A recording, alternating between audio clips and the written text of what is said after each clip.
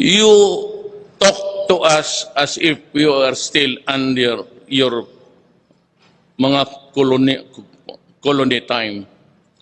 Parang tauhan ninyo kami na kung magbigay kayo ng aid, maraming kondisyones. Dito sa droga, makinig kayong mabuti. Hoy, mga Amerikano, hindi nyo yung style ninyo na pag hindi na hinto yung patayan ganon, yung aid or assistance ninyo, hindi ninyo ibibigay sa amin. Para kaming aso na may tali, na sabihin mo, next time, yung pan naming assistance, itatapo namin doon sa malayo.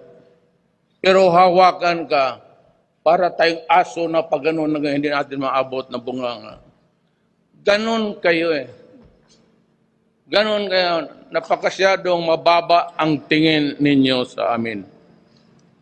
Kasi dumaan nga kami yung kolony ninyo, akala ninyo, bata-bata pa rin kami ninyo. Pues, hindi yan.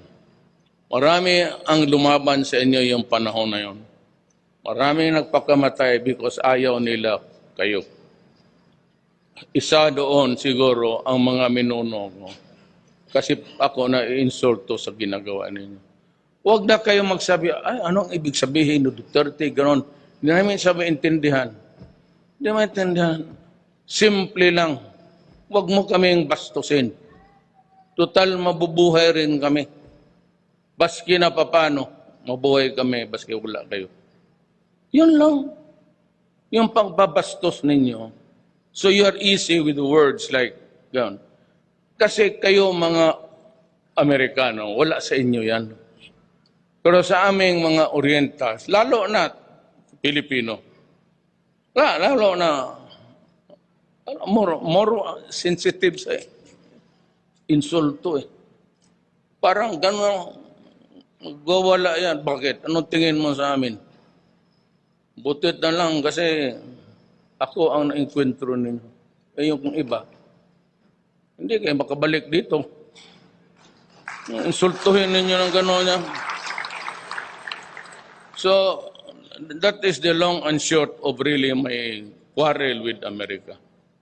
You do not know what dignity, the pride of the person is. Wala kayong, mawalaan ng muka eh. Pag mawalaan ng muka, parang sinampal sa publiko, tapos talaga tayo dyan. Yan ang ibig kong sabihin. Huwag kayo magpaikot-ikot, kayong mga Karen Davila na, what, sige, ask. Yan ang rason. Yan ang rason kung bakit. Diretsuhin ko na lang.